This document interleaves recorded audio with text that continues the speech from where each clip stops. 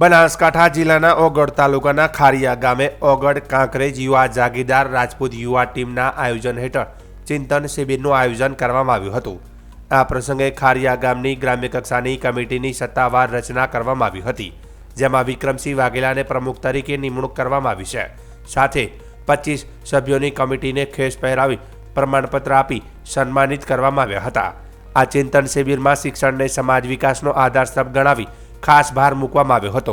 યુવાનોને વ્યસન મુક્ત રહી સ્વસ્થ જીવન જીવવા, આવનારા સમયમાં વધુને વધુ સ્પર્ધાત્મક પરીક્ષાઓમાં જોડાવા તેમજ સરકારી અને સહકારી ક્ષેત્રોમાં આગળ વધવા પ્રોત્સાહન આપવામાં આવ્યું હતું।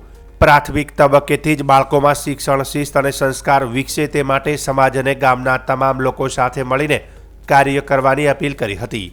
આ અવસરે કાંકરેજ યુવા પ્રમુખ રાજુબા વાઘેલા વડાએ જણાવ્યું હતું કે સમાજ અને ગામના યુવાનો ભણી ગણીને ખૂબ આગળ વધે તે મારી શુભેચ્છા છે।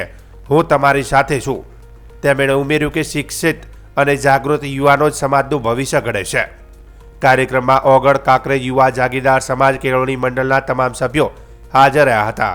સાથે જ બનાસકાંઠા જિલ્લા મહાકાલ સેનાના પ્રમુખ શૈલેન્દ્રસિંહ વાઘેલા, કાળુબા વાઘેલા, ચેરસિંહ વાઘેલા, ખારિયા ગામના યુવા સરપંચ વાઘેલા કનુભા, ઉણ ગામના યુવા સરપંચ રણુભા વાઘેલા સહિત રાજપૂત યુવા ટીમના સભ્યો, સામાજિક અને રાજકીય આગેવાનો, યુવાનો તથા વડીલો મોટી સંખ્યામાં હાજર રહ્યા હતા।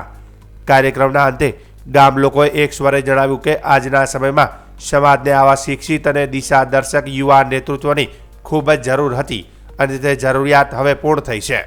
આવનારા સમયમાં સમાજ માટે સકારાત્મક અને વિકાસલક્ષી પરિવર્તન આવશે તેવી આશા વ્યક્ત કરવામાં આવી છે।